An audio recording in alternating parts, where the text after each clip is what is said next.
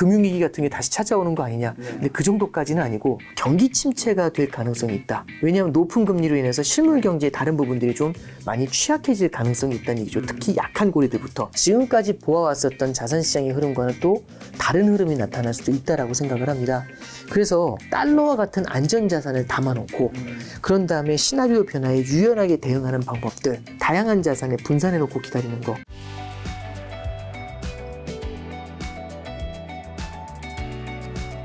2023년에 이제 경기 침체 찾아온다고 하잖아요. 제이미 다이먼 회장님께서도 뭐 미국이 내년 봄 또는 여름까지 경기 침체에 빠질 가능성이 있다. 유럽은 이미 경기 침체에 빠져 있고 내년 중반까지 미국과 세계 경제가 모두 침체에 빠질 가능성이 높다. 침체의 정도가 완만할 것이라고 확신할 수 없다라는 코멘트를 남겼는데 부부장님 어떻게 생각하시고 어느 정도 강도로 언제까지 온다고 보세요? 뭐 어느 정도 강도 언제까지 이거 참 저도 참 알 수가 없는 얘기긴 합니다만 일단은 이렇게 말씀하신 이유하고 저도 이제 공감하는 게 어떤 부분인지는 말씀드리는 게 되게 필요한 것 같아요. 그러니까 지금 이제 인플레이션이 강하게 찾아왔지 않습니까? 그렇죠. 근데 이제 인플레이션이 강하게 찾아왔는데 이게 이례적으로 강한 인플레이션이 찾아오다 보니까 이걸 잡기 위해서 금리를 인상하고 있습니다. 근데 금리 인상의 속도가 이례적으로 빠르다는 것도 문제가 되는 거예요. 그러니까 이례적이라는 단어를 너무 많이 쓰고 있지 않습니까? 그럼 이제 예를 들어 이런 거예요. 요즘 이제 금리 인상하는 속도를 보면서 좀 느끼는 게 뭐냐면 금리 인상이라는 건요. 사실 약간의 시차를 두고 실물 경제에 영향을 주게 됩니다. 그러니까 예를 들어 이런 거죠. 제가 감기에 걸렸어요. 감기에 걸렸는데 오늘 김 작가 TV에 나와야 됩니다. 너무너무 중요한 모임이라서 여기선 잘해야 되는데 아침에 일어나니까 감기 기침을 너무 많이 하는 거죠. 말을 할 수가 없을 정도로. 그러면 이거 큰일이잖아요. 김 작가 TV 가서 말아 먹을 거지 않습니까? 그럼 이제 어떤 생각을 하게 되냐면 빨리 감기약을 먹어야겠다. 해가지고 감기약을 기침을 많이 하는데 감기약을 먹습니다. 그럼 기침이 사라지나요? 전혀 아니죠. 도움이 안 되지 않습니까, 사실은. 그 감기약이 주는 효과가 시차가 지나야 영향을 줄 거잖아요. 근데 하나를 먹었는데 계속 기침을 하는 거죠. 아무 도움이 안 돼요. 어떤 짓을 하냐면 열알을 먹어버립니다. 그럼 못 나오겠죠. 이게 이제 무슨 말씀을 드리냐면 미국이 금리 인상을 언제부터 시작했는지를 한번 잠깐 생각해 볼 필요가 있는데 올해 3월입니다. 22년도 3월부터 금리 인상을 시작을 했어요. 그 22년도 3월에 미국 금리가 얼마였냐면 0%였습니다. 0%에서 금리 인상을 시작을 했고 본격적으로 시작된 건 3월 달에 0.25%, 5월 달에 0.5% 인상했고요. 이때도 되게 크게 인상한다는 거였는데 6월, 7월, 9월 이렇게 0.75, 0.75, 0.75 팍팍팍 끌어올려 버린 거죠. 그러면 본격적인 금리 인상은 사실상 6, 7월부터 시작됐다고 보는 게 맞겠죠. 그러면 만약에 금리 인상을 했을 때 그 영향이 언제쯤 찾아올지를 한번 잠깐 생각해 보는 겁니다. 자, 예를 들어서 제가 주택담보대출을 받았는데 6개월 변동으로 받았어요. 그럼 오늘부터 6개월까지는 금리가 이걸로 고정이 돼 있잖아요. 근데 오늘 금리가 인상이 됐습니다.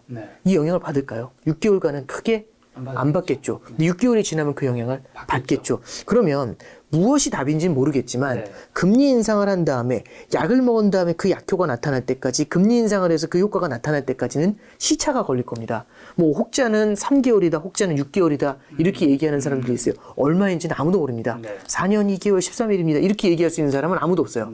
근데 이제 핵심은 뭐냐면 결국에는 이렇게 빠르게 금리 인상한 게 나중에는 쓰나미처럼 한꺼번에 훅 밀어닥칠 수도 있다란 얘기겠죠. 근데 어쩌면 실물 경제가 버틸 수 있는 것보다 인플레이션으로 되게 크게 고생을 하는 것보다 그 이상으로 오버해서 긴축을 오버페이스로 긴축을 해가지고 문제를 만들 가능성이 있죠. 그러면 쓰나미처럼 금리 인상의 파고가 닥쳐왔을 때는 이게 실물 경제의 둔화를 낳을 수가 있습니다. 참고로 볼까요? 일본을 보면 일본의 버블 붕괴를 얘기할 때 가장 많이 얘기하는 건 89년도 7월 달까지 일본의 기준금리는 2.5%였습니다. 굉장히 낮았거든요. 버블이 막 버블 하는데도 금리를 많이 안 올렸었어요. 근데 그때 중앙은행 총재가 바뀌면서 이거 버블 잡아야 된다 해서 금리 인상을 서두르기 시작을 하는데 90년도 여름 때까지 금리를 6.0으로 올렸습니다. 그럼 잠깐만요. 1년 만에 2.5에서 6.0으로 3.5%의 금리 인상이 단행이 된 거죠. 그러면 이제 너무 빠른 속도로 그것도 높은 수준으로 금리가 올라가니까 일본의 부동산 버블이 무너졌었던 겁니다. 그때하고 똑같다는 말씀은 아니지만 만약에 미국 금리가 연말에 만약에 4.5%를 넘어가게 된다면 올해 3월 달에 0이었던 게 연말에 4.5가 되죠. 오름폭이 4.5%를 끌어올린 거 아닌가요? 그럼 일본이 올린 폭보다 더 클 수도 있지 않습니까? 그렇죠. 물론 미국 경제가 일본 경제보다 강하다. 뭐 그럴 수 있겠죠. 근데 아무리 강하다고 해도 쓰나미처럼 단기에 굉장히 빠르게 밀어닥친 금리 인상의 파고가 줄 수 있는 충격이라는 걸 우리는 감안을 할 필요가 있겠죠. 그 파고가 닥쳤을 때 우리가 예상하지 못하는 경기의 둔화가 나타날 수 있다. 이 얘기를 하는 게 제이미 다이먼 이 사람의 얘기의 핵심인 것 같고요. 저 역시 이 부분에 대해서는 공감을 합니다. 다만 이제 한 가지를 좀 보면 이런 말씀 좀 드리고 싶어요. 그럼 경기 침체가 오니까 큰일이다, 위기다 라고 할 수 있는데 이게 저는 요 단어는 좀 봤으면 좋겠습니다. 금융위기라는 게 있고요. 경기 침체라는 게 있습니다. 네. 이 둘은 달라요. 금융위기는 은행이 무너지면서 은행에서 자금이 빠지는 겁니다. 네. 그러면 이게 실물경제 은행이라는 건 인체로 따지면 심장이거든요. 그럼 심장이 확 막혀가지고 심근경색이 옵니다. 그런 다음에 온몸에 피가 돌지 않아서 죽어요. 쓰러져 가요. 이게 이제 금융위기 같은 거라고 보시면 됩니다. 근데 경기 침체는 뭐냐면 번아웃이죠. 서 있지 못하는 거죠. 번아웃이죠. 심장은 멀쩡하지만 번아웃이 돼 있는 거죠. 네. 그래서 지금 어떤 상황이냐면 은행들은요, 과거 금융위기를 바라보면서 예전에 비해서 굉장히 많은 자본을 쌓아놨습니다. 그래서 우리나라 같은 경우도 최근에 보면은 뱅크런이라고 해서 돈이 은행에서 빠져나가는 게 아니라 오히려 은행이 예금 쪽으로 자금이 쏠리고 있죠. 은행의 도산을 고민할 정도의 그런 위기 가능성은 사실상 굉장히 낮은 거죠. 그래서 금융위기나 이런 것들을 말씀드리는 게 아니라 경기 침체가 될 가능성이 있다. 왜냐하면 높은 금리로 인해서 실물 경제의 다른 부분들이 좀 많이 취약해질 가능성이 있다는 얘기죠. 특히 약한 고리들부터. 저는 그런 가능성은 좀 열려 있다라고 생각을 하고요. 그거는 높아진 금리의 효과가 나타나는 내년 이제 뭐 예를 들어 2분기, 3분기 그때부터 미국의 소비 경기도 조금씩 둔화가 되지 않을까 좀 그렇게 봅니다. 그리고 이제 그 충격이라는 건 그래서 많은 분들이 얘기하는 게 금융위기 같은 게 다시 찾아오는 거 아니냐. 근데 그 정도까지는 아니고 그냥 뭐 조금 역설적인 표현이긴 합니다만 그래서 마일드한 경기 침체의 가능성이 높다라는 얘기가 나오는 게 이제 이런 이유가 아닌가 싶습니다. 지금 부부장님 금리 인상이 이례적으로 빠르다고 말씀해 주셨는데 그럼 미 연준이 이렇게 빨리 금리 올린 것은 역사상 좀 드문 일인 건지 그리고 이런 역사상 드문 일이라면 또 어떤 충격이 올 것인지 방금 전에 뭐 소비 경기가 좀 둔화되고 경기 좋을 수 있다 얘기하시는데 또 구체적으로 어떤 게 있을 수 있는 건지. 미국의 금리 인상 사이클 몇 개만 좀 말씀을 드리면 제가 겪었던 지난 17년간의 사이클 중에서는요.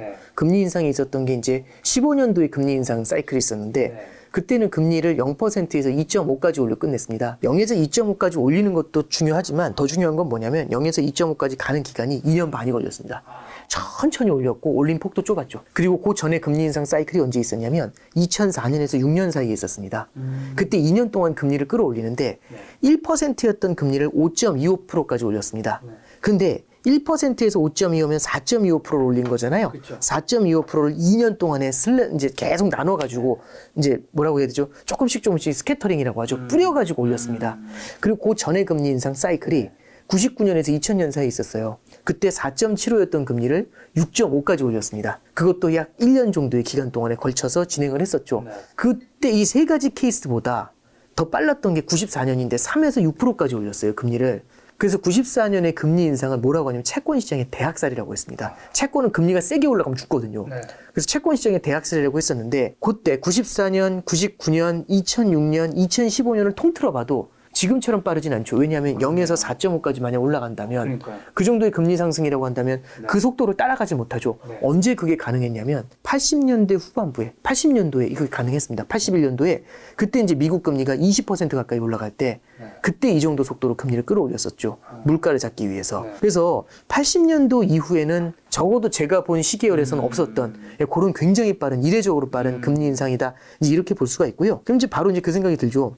왜 이렇게 빨리 올리는데? 다 죽으란 얘기야? 이 생각이 들 수 있는데 저는 이 부분에 대해서는 이렇게 설명을 해드리는 게 맞는 것 같아요. 지금 금리를 빠르게 올리는 이유는요. 답은 정확합니다. 연준이 시간이 없습니다. 중앙은행이 시간이 없는데 어떤 시간이 없냐면 이런 거죠. 인플레이션이라는 건 만약에 오랫동안 이어졌었을 때 많은 사람들이 두려워하는 게 인플레이션에 대한 기대 심리가 고착화되는 겁니다. 물가는 오를 수밖에 없는 거야. 이 심리가 들어오게 되면은 물건을 미리 사게 되겠죠. 그럼 인플레이션을 더욱더 키우게 돼요. 그래서 마치 사람이 기침을 하는 것처럼 막 기침을 합니다. 한 2년 동안 기침만 해요. 그럼 이건 고질병이 될 수가 있잖아요. 나중에 치유를 할 때 굉장히 오랜 시간이 필요할 수 있습니다. 인플레이션도 마찬가지죠. 2년, 3년 계속 인플레이션을 겪다 보면 사람들의 마음속에 인플레이션은 자연스러운 거라고 생각을 해요. 그럼 이걸 갖다가 떨어내려면 굉장히 큰 시간이 걸립니다. 근데 인플레이션이 들어오면 어떤 문제가 생기냐면 지금 영국의 케이스를 보셔서 아시겠지만 경기 부양을 할 수가 없어요. 자, 봅니다. 인플레이션이라는 건 물가가 오른다는 말도 되지만 뒤집어 말하면 화폐 가치가 떨어진다는 말이 돼요. 그렇죠. 그죠? 네. 디플레이션이라는 건 물가가 내려간다는 말도 되지만 뒤집어 말하면 화폐 가치가 올라간다는 말도 됩니다. 네. 그럼 이걸 이 간단한 개념을 왜 설명해 드렸냐면 그동안은 이번에 인플레이션이 찾아오기 전에는 인플레이션이 없었고 제일 두려웠던 게 일본식의 디플레이션이었습니다. 디플레이션은 물가가 떨어지는 거지만 화폐 가치가 오른다고 말씀드렸잖아요. 전 세계적으로 디플레이션 기대가 커져 있었죠. 그 얘기는 뭐냐면 물가가 떨어질 거라는 기대, 화폐 가치가 오를 거라는 기대가 강했던 거죠. 이러면 어떤 일이 벌어지냐면 화폐 가치가 오를 거라는 기대감이 강하죠. 이때는 화폐의 공급을 늘려도 큰 문제가 안 생깁니다. 왜? 화폐 가치가 오를 것 같은데 집값이 오를 거라고 해서 다들 기대하고 있는데 주택의 공급을 늘리면 그렇게 크게 안 떨어지죠. 강남에서 다들 강남 집값 오를 것 같은데 강남에 재건축 공급 들어가면 오히려 오르지 않나요? 그러니까 이게 우리가 뭘 보셔야 되냐면 수요와 공급을 보는 것도 되게 중요하지만 수요에 대한 기대, 공급에 대한 기대 이것도 굉장히 크게 작용을 합니다. 네. 그래서 디플레이션에 대한 기대가 작용할 때는 화폐 가치가 오른다는 기대가 크고 화폐 가치가 오른 것에 대해 오른다는 기대가 크면 이때는 화폐의 공급을 마구 늘려도 크게 문제가 되지 않아요. 거대한 인플레이션이 찾아오거나 그러진 않습니다. 근데 만약에 인플레이션에 대한 기대가 자리 잡으면 화폐 가치가 떨어질 거라는 기대가 자리 잡잖아요. 그럼 돈을 공급하는 그 순간 화폐 가치가 크게 떨어지면서 탁 튀어요, 물가가. 그 얘기는 뭐냐면 지난 10몇 년 동안은 경기가 둔화가 되고 있지 않습니까? 경기가 둔화될 때마다 언제든지 돈을 뿌려가지고 메워줬었어요. 네. 왜? 디플레이션의 기대, 화폐 가치가 오를 거라는 기대가 강했으니까. 근데 인플레이션에 대한 기대가 고질병처럼 들어오게 되면 경기 부양을 해줄 수가 없습니다. 경기 침체가 오더라도 경기 부양을 해줄 방법이 없어요. 그러니까 이게 제일 중요한 건 인플레이션에 대한 기대, 인플레이션이 고질병이 될 것이라는 그 두려움이 커지게 되면 이거는 중앙은행 입장에서는 앞으로 손발이 묶이는 어떤 경기 부양도 해줄 수 없어요. 그럼 앞으로 10년, 앞으로 20년을 봤을 때 경기 침체라든지 경제 위기가 찾아오지 않겠습니까? 속수무책이 되는 거죠. 그럼 지금 어떻게 해야 되냐면 지금 당장 고통을 감내하더라도 지금 나타나는 게 이제 영어로 페인이라고 표현을 하죠. 연준 회장이 그렇게 얘기하죠. 지금 당장 페인이 있겠지만 인플레이션을 잡으려다 보니까 고통이 따르겠지만 만약에 여기서 인플레이션을 못 잡아서 이게 고질병이 돼버리면 more pain이라는 말을 써요. 더 큰 고통이 기다리고 있다고. 앞으로 경기 부양 손발이 묶인 상태로 그냥 가는 거죠. 그래서 연준 입장에서 바라보니까 인플레이션이 이슈화 됐던 게 작년 3월부터예요. 그럼 벌써 1년 7개월, 1년 8개월째 인플레이션 때문에 절절절절 매고 있는 거거든요. 그럼 1년 8개월 동안 기침한 거잖아요. 그럼 여기서 만약에 플러스 알파로 기침을 1년 더 하면 2년 8개월 기침한 게 됩니다. 네. 고질병 될 가능성이 더 높아지겠죠. 연준이 시간이 없습니다. 네. 빨리 잡아줘야 되거든요. 네.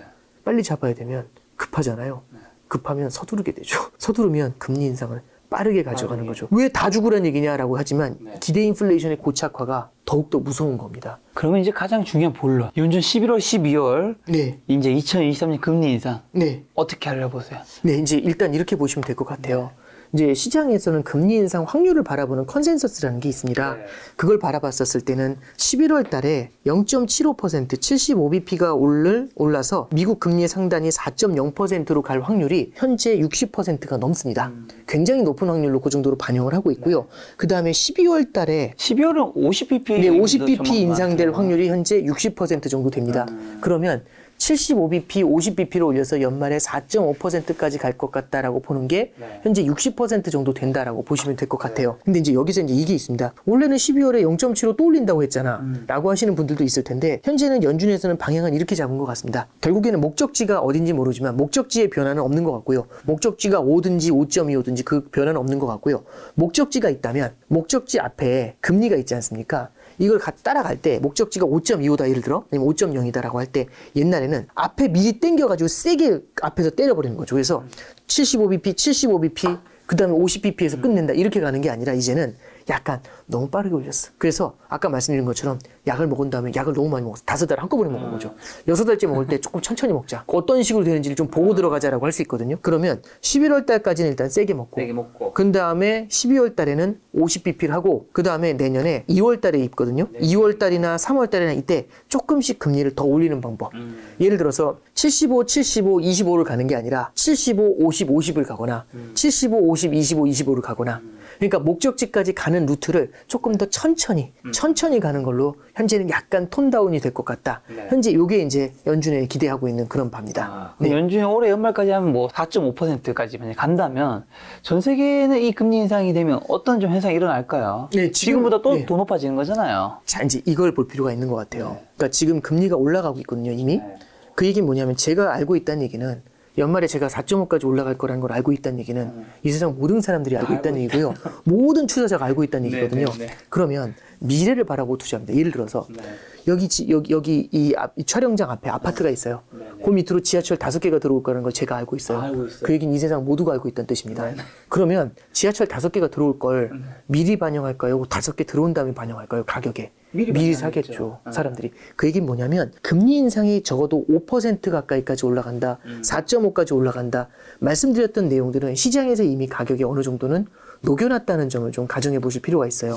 그래서 막상 그 금리에 갔었을 때는 이미 그 정도의 충격을 이미 겪고 있는 겁니다. 그걸 첫 번째. 그래서 그때가 됐을 때 받는 충격이 사뭇 달라져요. 이런 말씀보다는 이미 어느 정도는 그걸 우리가 실물 경제에서 체감을 하고 있는 단계다. 그리고 이제 그 쓰나미가 시차를 두고서 다가오고 있다. 이렇게 이제 보시는 게 저는 첫 번째라고 생각을 하고요. 두 번째는 금리가 올랐을 때 이제 가장 큰 문제는 성장으로 버텨줄 수 있는 애하고 성장으로 버텨줄 수 있는 있고 없고가 굉장히 큰 차이를 주는데 예를 들어서 미국 같은 경우는 지금 미국 사람들의 저축이 1.5조 달러에 달합니다. 엄청 높다. 역대급으로 많아요. 이게 많이 쓰긴 했는데 아직도 많아요. 근데 이제 다만 저축이라는 게 아무 때나 쓸 수 있는 게 아니고 보통 평범할 때 쓰는 게 아니라 위기일 때, 어려울 때 쓰려고 쟁여두는 경향이 있다 보니까 돈이 있어도 바로 쏟아져 나오지는 않겠죠. 그래도 이 저축이 굉장히 많고 여전히 미국의 소비 경제가 튼튼하거든요. 경기가 좋다면서요? 그렇죠. 미국. 좋다는 표현보다는 조금씩 좋다가 조금씩 열기가 식어가고 있습니다. 근데도 사람들의 소비라는 게 그 습관이 쉽게 안 바뀌어요. 소비 습관이라는 건 그렇게 빠르게 안 바뀌거든요. 그러다 보니까 일상적으로는 예전의 소비대로만 이어갔으면 지금 저축을 많이 안 쓸 텐데 지금 저축을 그래도 나름대로 꽤 많이 쓰면서 버티고 있습니다. 그러다 보니까 금리 인상의 충격을 역설적이지만 미국 경제는 덜 받죠. 근데 다른 나라가 그 금리 인상의 충격을 굉장히 크게 받겠죠.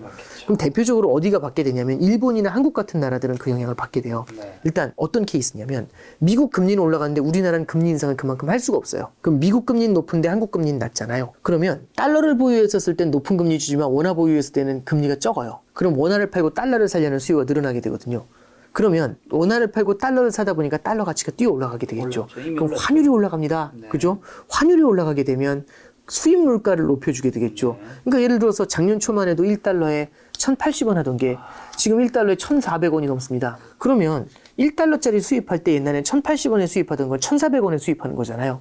그럼 가격만, 수입 물가만 30% 오른 겁니다. 그럼 수입 물가가 올라가게 되면 국내의 물가 상승 압력으로 작용하면서 우리나라도 기준금리 인상으로 대응을 할 수밖에 없겠죠. 그럼 기준금리 인상을 우리나라에서 진행을 하면 참 역설적인 거죠. 이런 겁니다. 그러니까 이제 미국 중앙은행은 미국 경기를 보면서 금리를 올렸는데 미국의 금리 인상은 미국에만 영향을 주는 게 아니라 전 세계에 영향을 주지 않습니까? 그러면 우리나라 같은 경우는 미국 금리 인상 때문에 어쩔 수 없이 물가가 오르면서 등 떠밀려서 금리를 인상해야 되는 거죠. 미국만큼 성장이 탄탄하지도 않은데도 불구하고 그러다 보니까 아무래도 미국 대비해서 받는 충격이 더 클 수가 있겠죠. 그러면 우리나라 내수 소비가 위축이 될 수 있으니까 우리나라 성장은 위축이 되니까 당연히 의존도가 어디로 높아지면 수출로 높아지게 됩니다. 근데 그럼 과연 한국의 수출을 누가 받아줄 수 있을까? 이 생각을 해보는 거죠. 그럼 전 세계에서 소비할 수 있는 여력이 미국밖에 없어요. 근데 미국은 두 가지로 나오고 있죠. 첫째는 금리를 빠르게 올리면서 그나마 지금 있는 소비를 조금씩 쿨다운 시키려고 하는 게 1번. 두 번째는 자국 중심주의로 가려고 하고 있죠.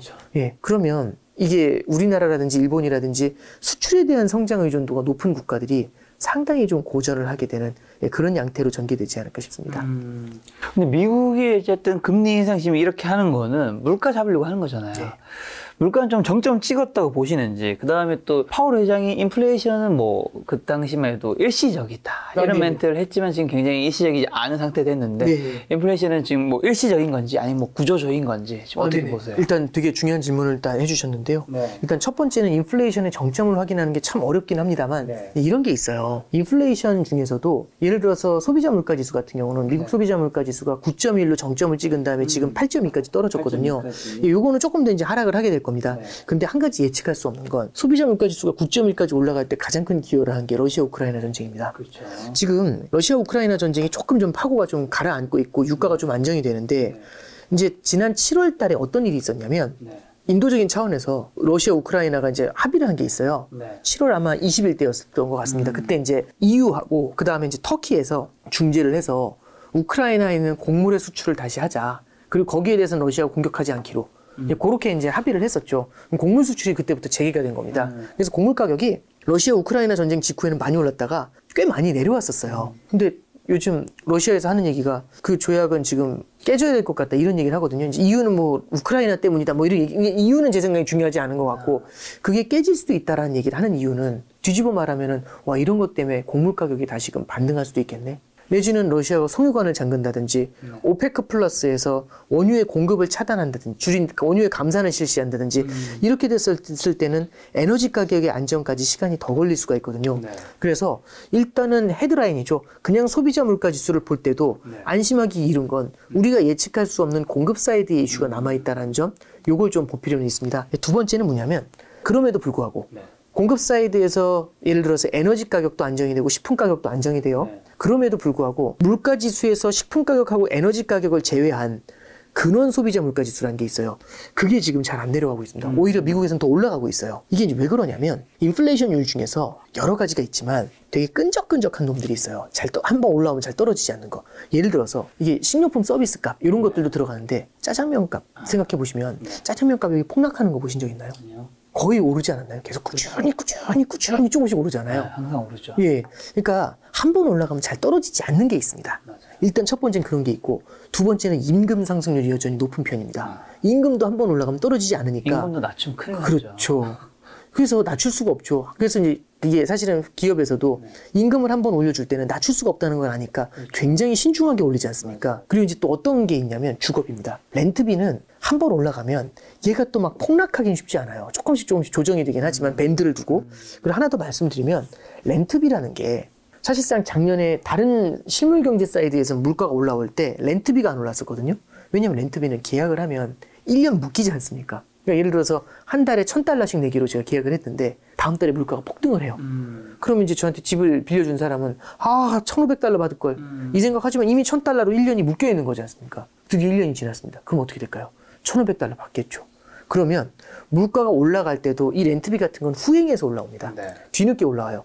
뒤늦게 올라온다는 얘기는 뭐냐면 떨어질 때도 뒤늦게 떨어질 수 있겠죠. 그러니까 예를 들어서 물가가 안정이 되기 시작을 해도 렌트비 안정이 조금 더 시간이 걸릴 수가 있죠. 그래서 지금 연준에서도 이번에 이제 물가 평가를 할 때 뭐라고 얘기하냐면 스티키한 물가가 올라오고 있다라는 표현을 써요.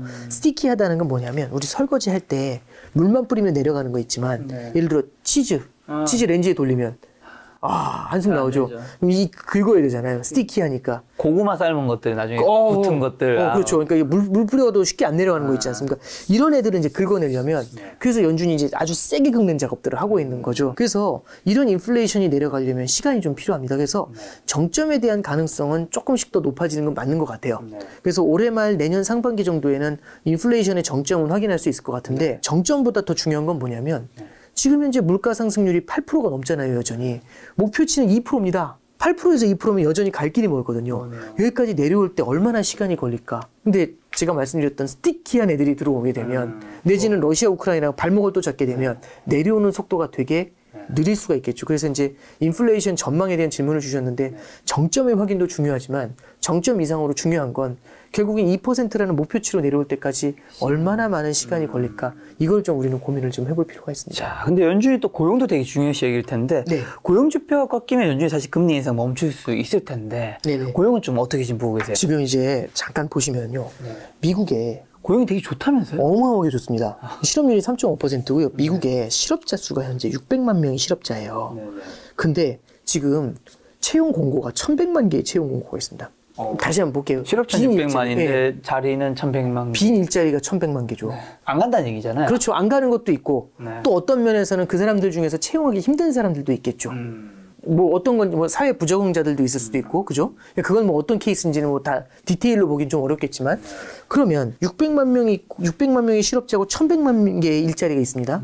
그러면 다른 거 볼 거 없이 지금 실업자 수 대비해서 노동의 공급 대비해서 수요가 크죠. 노동에 대한 공급보다 수요가 크면 노동력에 대한 가격, 임금은 올라갈 가능성이 높겠죠. 그래서 여전히 임금이 오름세를 보이고 있어요. 굉장히 높은 수준이, 그러니까 5%씩 올라가고 있습니다.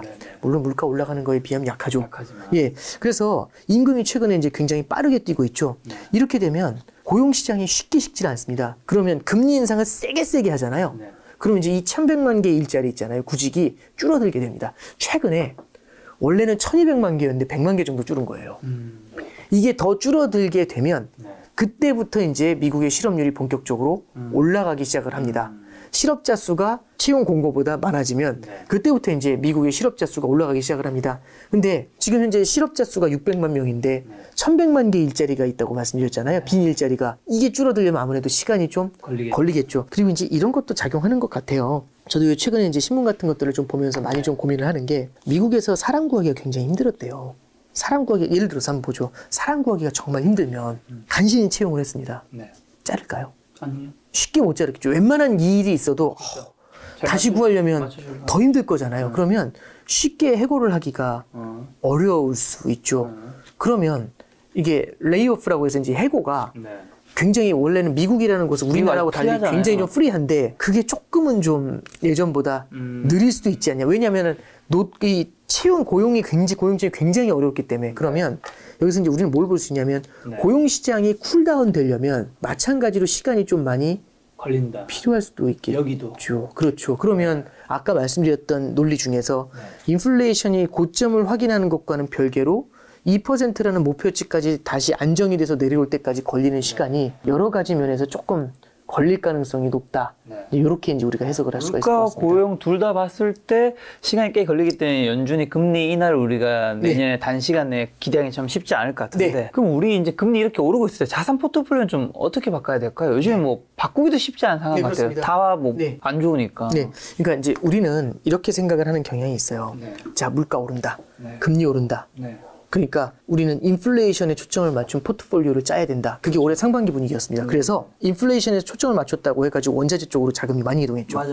근데 국제유가가 배럴당 135달러를 기록한 게 지난 6월이었습니다. 그다음에 지금 큰 폭으로 떨어지고 80불까지 내려와 있어요. 그러니까 이런 겁니다. 여기서 우리는 자산 포트폴리오를 짤 때, 그러니까 예를 들어 이렇게 조언할 수 있는 거죠. 인플레이션에 맞는 포트폴리오를 짜세요. 이런 얘기보다 더 중요한 건 뭐냐면 유연해져야 된다는 말씀을 드리고 싶어요. 매크로에 유연해져야 된다. 왜 그런지 잠깐 생각을 해보죠. 지금의 인플레이션은 40년 만에 찾아온 인플레이션이에요. 40년. 예, 40년 만에 찾아온 인플레이션이라고 얘기를 할 때 우리는 40년 만에 가장 높은 인플레이션이라는 건가요? 그렇죠. 예, 80년도 이후에 가장 미국을 기준으로 봤을 때 그러면 40년 만에 인플레이션이라고 얘기를 할 때 많은 사람들이 인플레이션에 방점을 두지만 저는 또 중요한 건 40년 만이라는 말도 되게 중요한 것 같아요. 왜 그러냐면 잠깐 보죠. 40년 만에 인플레이션이라는 얘기는 지난 40년 동안에 인플레이션이 없었다는 얘기입니다. 그러면 40년 만에 만나는 괴물이죠. 그러면 제가 이제 45인데 저 5살 때 만났잖아요. 기억이 날까요? 전혀 기억이 안 날 겁니다. 81년도에 아무 기억이 없습니다. 저는. 두 번째, 그러면 위정자들 중에서도 40년 만에 찾아온 인플레이션에 대한 매뉴얼이 있을까요? 워낙에 오랜만에 찾아왔고 그때의 상황은 너무나 사뭇 다르지 않습니까? 그러면 매뉴얼이 제대로 갖춰지지 못하면 우왕좌왕 할 수밖에 없죠. 자, 그럼 우왕좌왕 하다 보면은 극단적인 대책을 세울 때도 있어요. 예를 들어 볼까요? 자, 이런 겁니다. 제가 40년 전에 호랑이가 멸종이 됐어요. 40년 동안 본 적이 없어요. 호랑이를 본 적이 없어요. 제가 산에 갔다 봤습니다. 막 뛰어내려왔죠. 무서워서. 그래서 막 뛰어내려서 작가님한테도 호랑이 봤다고. 그럼 작가님 뭐라고 하실까요? 어떡하냐고 이렇게 하실까요? 아니면은 헛걸 보셨겠네요. 이렇게 하실까요? 사람들의 반응은 뭘까요? 헛거? 그렇죠. 왜냐면 40년 동안 본 적이 없고 모든 사람들이 알고 있죠. 이건 멸종된 거라고. 그렇잖아요. 그래서 작년에도 인플레이션이 처음 40년 만에 찾아왔는데 하는 얘기 일시적. 이런 얘기를 한 거죠. 왜냐면 익숙하지 않으니까. 자, 그러면 처음에는 되게 쉽게 생각을 했다가 갑자기 엄청난 호랑이가 있었던 거죠. 그러면 극단적인 공포를 느낍니다. 그럼 확 쏠려가요. 이게 무슨 말씀이냐면 인플레이션은 안 온다라고 생각해서 포트가 인플레이션이 아닌 디스인플레이션에 쏠려있는 포트가 됐다가 갑자기 인플레이션이 오니까 깜짝 놀라서 쫙 인플레이션으로 포트가 쏠려가죠. 자, 그런데 이 인플레이션을 잡기 위해서 어마어마한 속도로 금리를 올립니다. 그럼 경기 침체가 찾아오잖아요. 그럼 수요의 둔화가 나타날 수 있어요. 그럼 인플레이션이 제압이 될 수가 있거든요.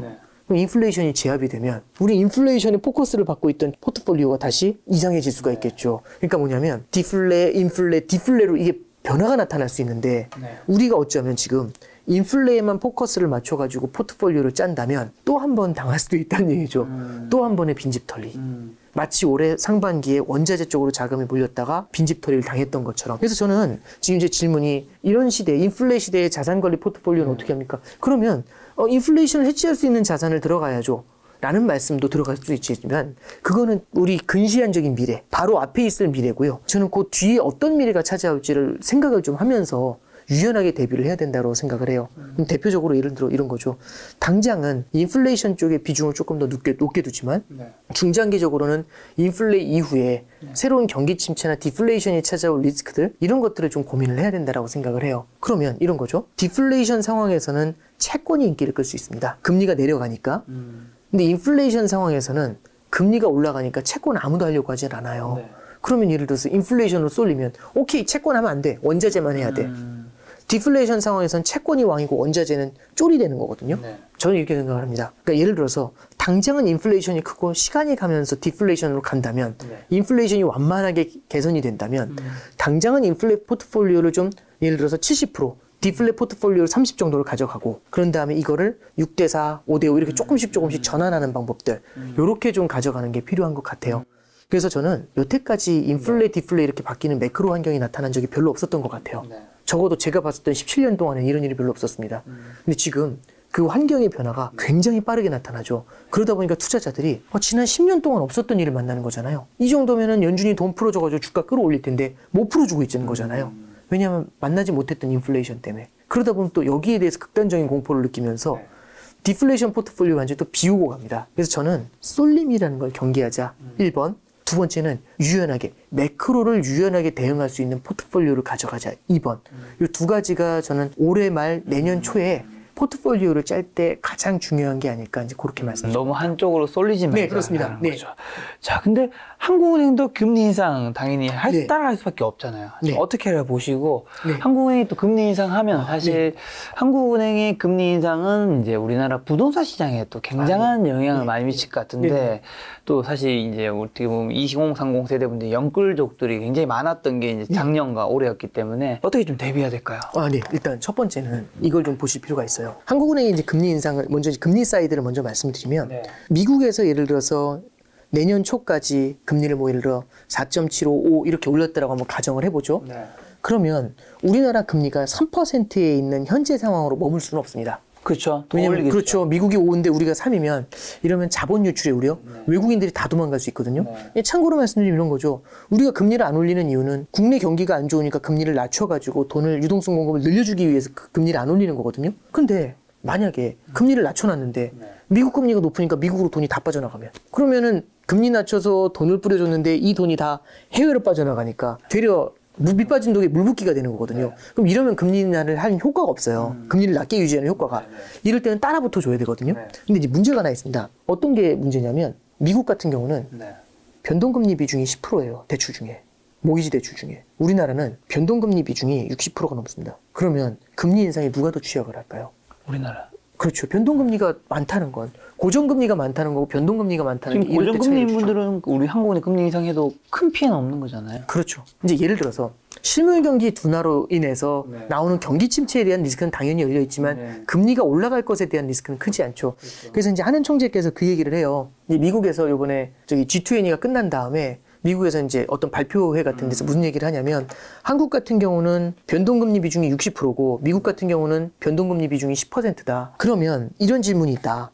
미국이 75bp씩 금리를 인상하면 우리 한국도 그만큼 하면 되지 않겠냐. 한국에 있어서 50bp 금리 인상은 변동금리가 이렇게 많은 상황에서 미국에 있어서 75bp 금리 인상 이상의 효과를 낼 수도 있다. 그렇죠. 이상의 충격을 줄 수도 있다. 저는 절대적으로 공감을 합니다. 저도요. 그러면 금리 인상을 미국만큼 빠르게 따라갈 수가 없습니다. 그렇게 할 수는 없죠. 예. 그러면 우리나라 같은 경우는 미국보다는 기준금리가 조금은 낮게 형성이 되게 될 것 같아요. 그래서 현재로서는 3.5 정도나 3.75% 정도에서 기준금리의 고점을 확인하게 되지 않을까 그렇게 생각을 합니다. 올 연말 기준. 예, 올 연말이고 이제 내년 초 정도까지 봤을 때 예, 그 정도로 좀 보고 있는 거고요. 근데 이제 만약에 예를 들어 이런 거죠. 현재보다 미국이 이 정도로도 안 되겠어. 더 올려야 되겠어. 이러면 지금보다 금리 인상의 레벨이 올라가겠죠. 저는 예, 따라가야 그렇죠. 되니까. 근데 이제 이거 하나만 보시죠. 지금 사람들은 자금을 구하고 싶은 사람이 있을 거고 자금을 빌려줘서 투자하고 싶은 사람이 있을 겁니다. 지금 예를 들어서 은행에 예금을 하더라도 5년짜리는 하고 싶지 않죠. 왜냐하면 5년짜리 금리가 높아도 더 오를 것 같잖아요. 5년간 묶이는 게 싫은 거잖아요. 그럼 어떻게 되냐면 짧게 하고 싶어요. 짧게 하더라도 금리가 더 올라갈 것 같으니까 웬만큼 짧아도 잘 안 하려고 하거든요. 그러면 어떻게 하면 땡길 수 있냐면 올라가는 금리만큼을 미리 땡겨줘야지. 그래야지 할 수가 있거든요. 예를 들어 은행도 똑같죠. 은행도 예금을 땡길 때 예금이 필요합니다. 그러면 은행은 예금을 땡겨가지고 대출을 해줘야 되는데 예금 금리가 앞으로 올라갈 것 같아요. 네. 그럼 미리 땡기는 게 좋죠. 근데 저만 그렇게 생각한 게 아니죠. 네. 모든 은행이 똑같이 생각하면 예금 땡기려고 경쟁을 하게 되겠죠. 그렇죠. 그럼 어디에 예금하시겠습니까? 높은 금리를 주는데. 그러면 예금을 먼저 땡기려고 하는 은행들이 예금 금리를 더 높게 주겠죠. 이 얘기는 뭐냐면 은행들이 예금을 빨리 땡기는 이유는 금리가 올라서 빨리 땡기는 게 아니에요. 금리가 올라갈 거란 기대가 있기 때문에 빨리 땡기는 거거든요. 금리가 올라갈 거란 기대 때문에 빨리 땡긴다? 이 얘기는 미래의 금리 인상을 미리 땡겨서 반영을 하고 있는 겁니다. 네. 그러면 지금의 금리가 그래도 어느 정도는 올라가 있는 금리다라는 걸 감안을 하실 필요는 있어요. 네. 자, 그래서 일단은 주택담보대출이든 어떤 대출이든 지금 그래도 몇 차례 기준금리가 더 올라갈 것까지도 어느 정도는 시장이 반영을 하고 있다. 이게 일단 첫 번째 포인트입니다. 자, 그럼 두 번째는 영끌족에 대한 질문을 주셨잖아요. 네. 영끌족의 가장 큰 문제점 중에 하나는 버틸 수 있느냐. 만약 버틸 수 없다면 이건 답이 없는 거고요. 근데 버틸 수 있는 케이스가 있어요. 근데 이게 예를 들어 이런 거죠. 이렇게 침체라든지 자산 버블의 붕괴라든지 이런 것들이 만약 찾아오게 되잖아요. 이후에는 옥석가리기가 굉장히 많이 일어납니다. 왜냐하면 한번 시장이 흔들리고 나면 예전처럼 돈이 한꺼번에 확 몰려 나오지 않고 조금씩 괜찮은 곳으로 먼저 들어가기 시작을 해요. 주식시장도 깨졌다가 돌아올 때 우량주들부터 먼저 채워지기 시작을 하면서 나중에 온기가 다른 쪽으로 돌거든요. 그럼 이제 무슨 말씀을 드리고 싶냐면 내가 보유하고 있는 영끌을 하면서 부담스럽게 가져가는 이 자산이 과연 어느 정도의 레벨을 가진 자산인지 이 펀더멘탈을 한번 냉정하게 보실 필요 있는 것 같아요. 영끌을 가져가면서까지 버틸 정도의 자산인지는 한번 냉정하게 보실 필요가 있고 만약에 그게 아니라면 다른 판단을 해보시는 것도 고민할 필요가 있습니다. 그래서 당연히 더 올라갈 거라는 기대를 갖고서 투자할 때에는 너무너무 좋은 자산으로 보였겠지만 만약에 이제 지금 상황에서 어느 정도 레벨인지는 다시 한번 스스로 보시는 게 점검해 보시는 게 좀 필요하지 않겠는가. 그래서 이제 정리해서 잠깐 말씀을 드리면 첫 번째는 우리나라의 금리 인상은 미국보다는 약간 덜할 것 같다라는 게 1번입니다. 그렇죠. 그리고 미국보다 덜할 것 같다고 하니까 환율이 이렇게 뛰어서 올라와 있는 거죠. 그리고 두 번째는 우리나라의 금리 인상 역시 적어도 올해 연말 정도까지 생각하는 만큼은 시장금리 어느 정도 예금금리나 대출금리에 녹아 있는 것 같다라는 게 2번입니다. 물론 거기서 더 올라갈 수도 있겠지만 물가가 쉽게 안 잡혀서 미국이 더 올리게 되면. 그리고 3번은 이제 우리가 기다릴 수 있다 없다를 떠나서 기다린다라고 했을 때 버티면서 기다린다라고 했었을 때 이 자산이 그럼에도 불구하고 다른 사람들도 다 좋아하는 그런 형태의 진짜 우량자산이 아니라면 이때는 좀 심각한 고민을 좀 해보실 필요도 있지 않겠는가. 예, 그런 조언 정도 이렇게 말씀드릴 수 있을 것 같습니다. 그러면 연준에서 금리 이제 인상을 멈추거나 이제 인하는 언제부터 좀 시작할 수 있다 생각해요? 왜냐면 그때부터 이제 증시가 본격적으로 오를 수 있다고 생각하시는 분들이 굉장히 또 많잖아요. 두 가지 정도를 말씀드리면 첫 번째는 연준이 금리 인상을 멈추려고 하는 건 연준이 생각하는 목표 포인트가 있을 겁니다. 현재는 그게 5라고 보고 있는 거고 근데 5 정도 갔을 때도 물가가 전혀 잡히지 않는다면 계속해서 밀어 올릴 겁니다. 과거의 사례를 보면은 물가가 6개월 이상 빠르게 하락을 하잖아요. 그럼 하락 추세가 확실히 잡혔다라고 생각이 되면은 그때는 금리 인상을 멈추기 시작을 하고 거기서도 더 떨어져 내려가기 시작을 하면은 실물 경제 둔화를 커버하기 위해서 금리를 인하했던 케이스가 있습니다. 근데 지금은 아직 물가의 고점을 확인했다라고 보기도 좀 어렵고 두 번째는 물가의 하락 속도도 그렇게 빠르지가 않고 이러다 보니까 금리 인하로 돌아선다는 건 아직까지는 좀 어려운 케이스인 것 같고요. 그러면 금리 인상을 갖다가 멈춘다? 지난 5, 6월만 해도 연준이 오히려 되려 이제 연준 피벗이라고 해가지고 실물 경기가 둔화될 수 있으니까 연준이 금리 인하할 거야. 이렇게 보는 기대감이 있어서 시장을 한번 밀어 올린 적이 있고요. 지난 8, 9월에는 어떤 기대가 있었냐면 너무 많이 올리는 것 같아. 스톱! 제발 멈춰주세요. 이 기대를 가졌었고 요즘은 스톱 기대도 아닙니다. 뭐냐면 스텝 다운이라고 해서 올리는 속도라도 좀 놓쳐주세요. 이제 이 얘기로 나오고 있거든요. 그래서 스톱까지는 아직은 바라보기 어렵지만 스텝 다운 정도는 우리가 좀 생각을 해볼 필요가 있고 앞서 말씀드렸던 것처럼 그러면 75bp, 75bp, 50bp 이렇게 올릴 걸 75bp, 50bp, 뭐 25bp 이렇게 금리를 천천히 올리는 방법들 요 정도는 연준에서 고민을 하게 될 것 같아요. 하나 더 말씀을 드리면 연준은 성장과 물가라는 두 가지 목표가 있습니다. 근데 이미 명확하게 커뮤니케이션 했습니다. 성장은 희생되더라도 물가를 잡겠다고 명확하게 커뮤니케이션을 했습니다. 그래서 일정 수준 시장이 흔들리거나 이래도 가긴 갈 거거든요. 근데 단 한 가지. 만약에 이런 변수가 생겼을 때는 되려 변화를 줄 수가 있습니다. 어떤 변수냐면 성장 물가 외에도 또 다른 목표가 하나 더 있어요. 그게 뭐냐면 금융 안정이라는 목표가 있습니다. 금융 시스템이 무너지면 그때는요 연준이 뛰어나와서 돈을 뿌려줘야 됩니다. 그렇죠. 물가고 성장하고 이것도 다른 얘기거든요. 물가가 아무리 높더라도 당장 죽을 것 같으면 뛰어나와야죠. 죽으면 끝나는 거 아닙니까? 그러니까 이럴 때는 연준, 그러니까 영국 중앙은행 같은 경우도 채권 시장이 국채 시장이 망가질 것 같으니까 뛰어나와가지고 돈을 오히려 공급을 해줬잖아요. 금리 인상하는 와중에서도 대표적인 케이스거든요. 그래서 제가 말씀드렸던 게 일단 기본적인 시나리오. 금리 인하 내지는 스톱. 이 두 가지는 당분간 어려울 것 같다. 다만 스텝다운에 대한 고민이 시작될 것 같다는 게 기본 시나리오고 만약에 이 와중에서 너무 빨리 올린 금리 때문에 시장이 금융 시스템 불안까지 만약 겪게 된다면 이때는 연준이 생각했던 것보다는 좀 다른 움직임, 빠르게 이제 금리 인상을 멈추게 되거나 아니면은 국채를 매입하거나 영국 중앙은행처럼 그런 형태의 전환은 가능할 수 있습니다. 근데 그건 약간 좀 극단적인 케이스가 되겠죠. 네. 자, 그럼 언젠가 어쨌든 연준이 뭐 금리를 인상을 멈추거나 인하하는 것도 언젠가는 올 텐데 초저금리 시대가 다시 올 수 있나요? 사실 초저금리이기 때문에 이제 부동산이든 다른 쪽 자산에서도 이제 이런 것들로 부자가 되신 분이 많았던 거잖아요. 네네네. 다시 그런 기회나 시기는 오나요? 되게 어려운 질문이시고요. 솔직히 말씀드리면 잘 모르겠지만 이제 이렇게 말씀을 드릴게요. 이번에 물가 상승이 만약에 순환적인 물가 상승이라면 그럼 다시 올 겁니다. 그게 무슨 얘기냐면 순환적이라는 건 올랐다 떨어졌다 올랐다 떨어졌다 하는 것 중에 하나였다면 다시 오게 될 거라고 봅니다. 예를 들어서 이런 거죠. 원래 물가가 안 오르는 건데 너무 강한 경기 부양책 때문에 너무 돈을 많이 뿌려서 양적 완화를 너무 많이 해서 코로나 때 그래서 물가가 오른 겁니다. 그러면 뿌린 걸 거두어 들이면 물가가 다시 내려오겠죠. 그쵸. 이런 게 순환적인 겁니다. 그러면 이렇게 해서 순환적인 게 맞다면 이럴 때는 물가를 제압할 수가 있어요. 그러면 그때는 저금리 낮추면서 경기 부양을 다시금 할 수 있죠. 근데 이런 케이스가 있어요. 이 지금의 인플레이션이 순환적인 게 아니라 구조적인 것이다라고 말하는 사람들도 있습니다. 만약 이 케이스라면 얘기가 좀 달라져요. 구조적이라는 건 예를 들어서 보면 이런 거죠. 이게 80년대 이후에 40년 동안 인플레이션이 찾아오지 않았던 이유에 대해서 여러 가지 얘기들이 있습니다. 그 중에 하나가 80년대 후반부엔 구소련이 무너지죠. 동구권 국가들에 있는 노동력이 쏟아져 나오기 시작합니다. 저렴한 노동력이죠. 그 다음에 90년대 초반에 중국이 개혁 개방을 선언합니다. 그러면서 중국에 있는 노동력이 시장으로 쏟아져 나오기 시작을 하죠. 그리고 2001년도에는 중국이 WTO에 가입을 하면서 중국의 물건이 전 세계로 수출해 나갈 수 있는 파고를 열어줘 물꼬를 딱 터준 거죠. 그러면서 메이드 인 차이나의 신화가 시작이 된 겁니다.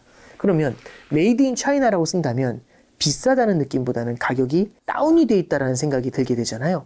그리고 미국에 있는 비싼 노동력이 생산하던 것도 해외로 이 공장이 나가게 되면서 해외에 있는 싼 노동력에 의해서 물가 상승세가 많이 제압이 됐던 거죠. 또 하나는 세계화 때문에 각 국가에서 최적의 가성비를 내는 기술이 있는 국가에서 물건을 생산할 수 있었는데 지금 세계화가 역행이 되고 있습니다. 탈세계화로 가고 그렇죠. 있죠. 그리고 이제 세 번째는 저도 좀 되게 반대로 생각을 했던 게 노령화 사회가 되면 물가가 오를까 내릴까라는 생각을 한번 해본 거예요. 저는 이제 노령화 사회가 되면 사람들의 소비가 줄어들잖아요. 그럼 물가가 내려야 되잖아요. 그렇죠. 노령화 사회에 디플레이션을 겪고 있는 일본이 대표적인 케이스인데 근데 노령화 사회가 됐는데 생산이 안 일어나면 만약 그렇게 해석이 된다면 물가가 되려 오를 수도 있는 거죠. 그러니까 최근에 저도 잘 모르겠다고 이게 답이 잘 안 나온다고 말씀드린 이유가 이게 구조적인 걸로 보시는 분들도 있어요. 그럼 구조적이라는 건 뭐냐면은 이렇게 물가가 올라가는 추세라는 게 있는 거고 순환이라는 건 왔다 갔다 하는 거지 않습니까? 순환적인 거면 상관이 없습니다. 지금의 물가 상승은 어떻게 보면 긴 관점으로 봤을 때는 일시적인 거죠. 근데 만약 구조적인 거면 언제든지 다시 인플레이션이 나타날 수가 있거든요. 언제든지. 그러면 경기 부양을 위해서 금리를 낮췄을 때 물가가 탁 튀어오를 수가 있습니다. 그러면 금리의 변동성이 되게 낮추려고 할 때 탁, 낮추려고 할 때 탁, 금리의 변동성이 앞으로는 되게 높아질 수도 있죠. 저는 개인적으로 지금 그걸 되게 많이 고민을 좀 하고 있습니다. 그래서 만약에 순환적인 거라면 저금리가 장기화되는 다른 시나리오가 다시금 열릴 수 있습니다. 근데 만약에 이게 구조적인 게 결합이 돼 있다면 그러면 앞으로 금리의 변동성이 높아질 수가 있어요. 그러면 저는 이제 어떤 조언을 드리고 싶냐면 저금리 장기화에 대한 확신을 갖고 들어가는 것에 대해서는 앞으로는 경계를 좀 하셔야 될 것 같습니다. 그게 구조적이라고 한다면 이번이 끝난다면 저금리는 영원히 갈 거야. 이 과거의 패턴대로 투자를 하면 낭패를 볼 수가 있죠. 그래서 앞에서도 유연성이라는 단어를 되게 강조를 많이 드렸지 않습니까? 유연성이라는 단어는 매크로 환경이 고정이 안 되고 마구잡이로 돌아가잖아요. 그럼 거기서 개인 투자자가 버틴다는 게 쉽지가 않겠죠. 굉장히 유연해져야 되지 않겠는가? 뭐 그런 조언을 드려봅니다. 자, 그럼 역사 속에서 찾은 뭐 금리 상승기 시대에 좀 최적화 투자법은 좀 어떤 게 있다고 보세요? 금리가 올라갈 때는요. 일반적으로 뭐 방망이를 짧게 잡아라 이런 얘기들을 좀 많이 하고 주식은 예를 들어 방어주를 많이 담아라. 뭐 펀더멘탈이 좋은 금리 인상을 견딜 수 있는 뭐 그런 주식을 사라. 뭐 이런 얘기가 있죠. 그리고 또 하나는 금리가 올라갈 때도 물가 때문에 올라가는 경우가 있고 성장 때문에 올라가는 경우가 있습니다. 성장이 탄탄하게 나오면서 금리가 올라가잖아요. 이럴 때는 금리 인상이 오히려 호재입니다. 성장이 그만큼 강하니까 금리를 올리는 거거든요. 문제는 성장은 안 나오는데 물가가 올라서 물가 잡으려고 금리를 올리잖아요. 이러면 진짜 굉장히 큰 고통을 줄 수가 있습니다. 70년대가 대표적인 케이스라고 이제 볼 수가 있겠죠.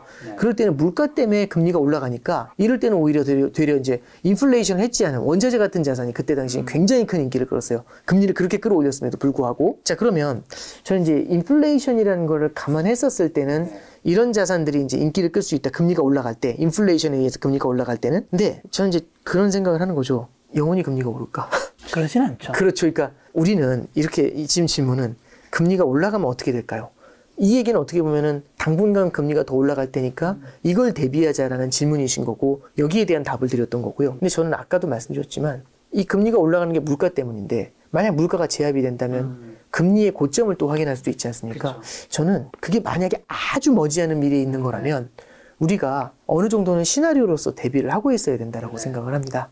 예, 그래서 저는 너무 한쪽으로만 마찬가지로 쏠아가는 게 아니라 금리의 고점이 나올 것에 대한 고민들 이런 것들을 좀 해보신다라고 한다면 이럴 때는 안정적인 채권 같은 경우도 조금씩 담는 방법들 이런 건 좀 고민을 해보실 필요가 있지 않겠나 그렇게 생각합니다. 원래 부부장님 이제 매크로 위주로 얘기해 주시지만 어쨌든 주식 시장도 사실 굉장히 관련이 있으니까 코스피 3,300에서부터 이제 지금 이제 2,200, 뭐 100까지 이제 급락했을 때 되돌아봤을 때 우리에게 어쨌든 어떤 교훈 같은 것들을 가지고 가야지 다음에 우리가 똑같은 사태를 안 당할 수 있는 거잖아요.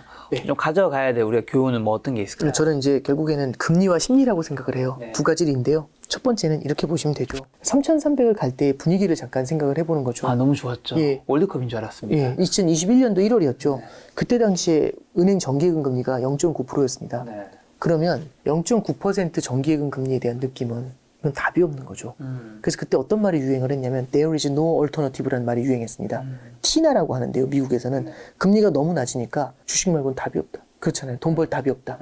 그렇잖아요. 금리가 너무 낮으니까. 그게 이제 그때 당시에 그러면 금리가 그만큼 낮으면 예금에서 빠져서 다른 곳으로 돈이 흘러 들어가게 되겠죠. 그럼 주식의 수급 여건이 좋아질 수가 있습니다. 자산, 주식뿐만 아니라 자산 시장이에요. 근데 지금 은행 정기예금 금리가 5%에 육박합니다. 신한은행은 제일 큰 게 몇 퍼센트 나왔어요? 뭐 4.8, 4.9 이런 것들도 있죠. 그럼 1년짜리 정기예금 금리 이렇거든요. 그러면 4.8%의 금리라고 한다면 느낌이 어떠신가요? 0.9하고는 사뭇 다르지 않나요? 95, 45 아닌가요? 예를 들면 뭐 목표 주식이 연수익률이 10%인 분들은 굳이 위험 자산에 그렇죠. 10% 안 될 수도 있는데. 그래서 은행으로 예금 수요가 몰리고 있습니다. 그러면 4.8, 4.7 이렇게 부르게 되면 이 사람들이 과연 그러면 0.9일 때의 느낌하고 똑같이 받을까? 전혀 아니란 얘기죠. 그럼 어떤 얘기가 되는 거냐면 There is an alternative 되는 겁니다. There is an alternative.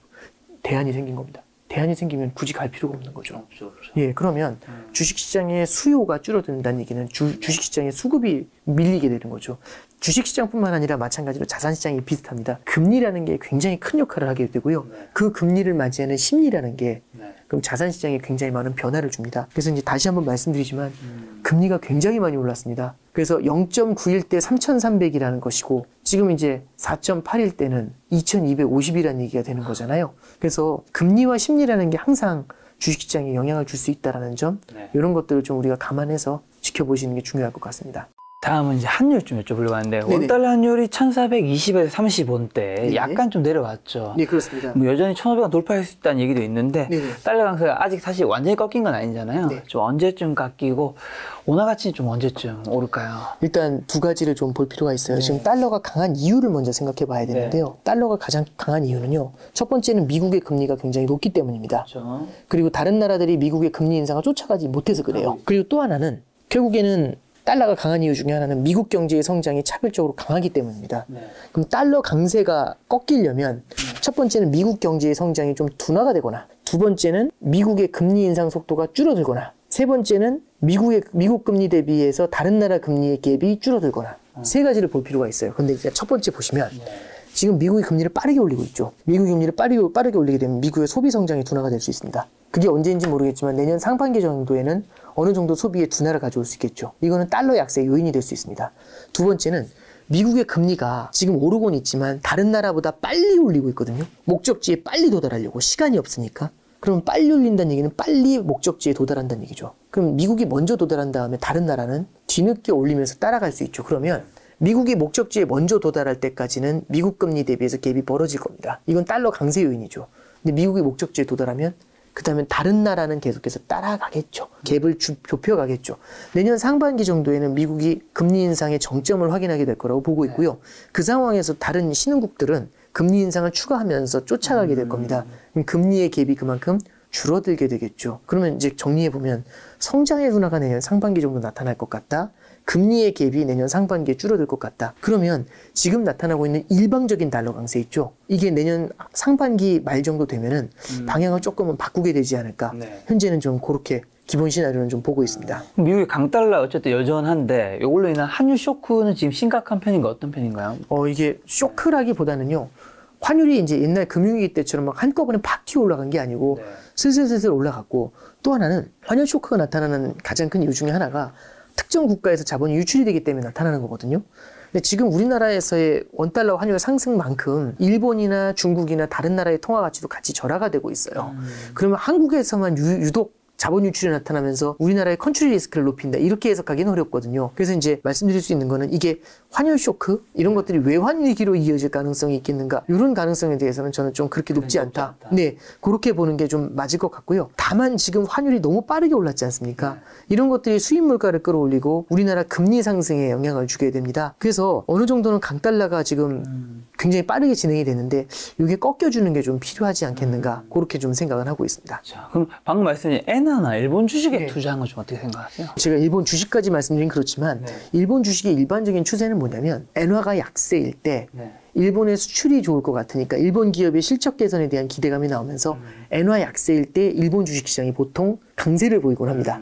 그러니까 엔 약세, 일본 주식 강세 이렇게 이제 보면 되거든요. 그래서 최근에 보면은 일본 주식시장이 올해 연초 대비해서 많이 안 빠졌어요. 네. 왜냐하면 엔화 환율이 너무 많이 뛰었거든요. 엔화가 굉장히 많이 약세로 갔습니다. 그러다 보니까 일본 주식시장이 잘 버텼거든요. 네. 근데 만약에 지금 이제 일본의 엔저가 끝나면서 엔고로 전환이 된다면 네. 그럼 이제 어떤 일이 벌어지게 될까요? 반대로 되는 거예요. 그러면 엔화가 강세로 돌아서게 되겠죠. 네. 그러면 일본 기업들의 수출이 어려워질 수 있겠죠. 그럼 상대적으로 일본 기업들의 실적이 안 좋아지면서 엔화 강세와 함께 일본 주식시장이 고전하는 모습을 나타낼 수도 있습니다. 그래서 우리는 이제 일본 주식시장 투자 이제 이런 것들이 사실 생소하실 겁니다만은 엔화의 방향성을 만약에 바라봤을 때 네. 엔화 강세에 베팅을 하면서 일본 주식을 사는 방법? 이거는 제 생각에는 반대의 투자를 하시는 그러니까 엔화 강세일 땐 일본 주식이 약세를 보이곤 하는데 이걸 동시에 투자한다. 조금 좀 모순되는 투자가 아닌가 좀 그렇게 생각을 합니다. 그럼 이런 강달러 시대 어쨌든 우리가 좀 어떻게 대응해야 되는지 여전히 지금도 내년에 강달러 시대가 어느 정도 조금 계속 될 거라면서 네. 달러 자산을 우리가 이제 조금이라도 네. 보유하는 게 네. 사실 원화 자산은 세계에서 네. 너무나 작으니까 네. 달러 자산을 조금 보유하는 게 낫지 않냐 포트폴리오 측면에서 그런 네. 얘기 하시는 분들 좀 많더라고요. 네, 달러를 보유해야 된다. 여기에 대해서는 일단은 달러를 보유하는 게 좋을까요? 그럼 이해했습니다. 근데 예를 들어 이거죠.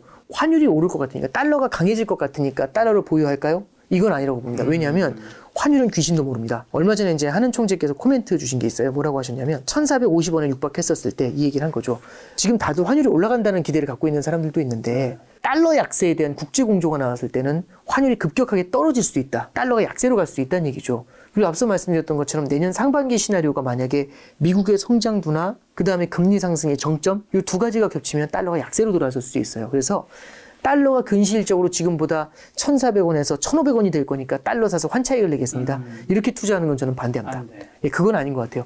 환율은 귀신도 모르고 따라가봤자 틀리는 케이스가 되게 많습니다. 근데 만약에 예를 들어 이런 거죠. 중장기적으로 내 포트폴리오의 안전자산으로 달러를 담고 싶다.